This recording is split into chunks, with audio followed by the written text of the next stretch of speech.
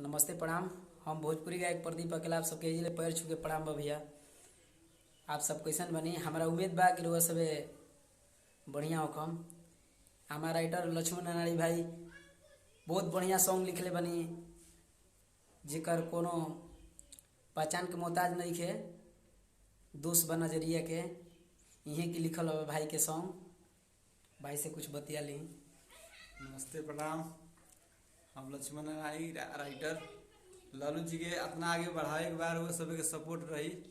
ठीक, बहुत बहुत ऊपर बहुत सपोर्ट करी आप सब बहुत भाई के। ऐसन कलम में माता रानी से विनती करी कि जादू एक डाल देस कि रुआ के अलग अलग अंदाज में कुछ सुने के मिली। और भाई हमरा खातिर बहुत मेहनत करत बनी, बहुत दिल से। ऐसे ही लागल रही जा रहा सबे सपोर्ट कैले रही एक बार, जैसे बड़े भाई खेसारी पवन भाई के रउआ सबे सपोर्ट करत बनी जा, वैसे ही एक छोटा भाई प्रदीप अकेला के आप सब सपोर्ट करी। हमारा उम्मीद बा कि रउआ सबे सपोर्ट करब।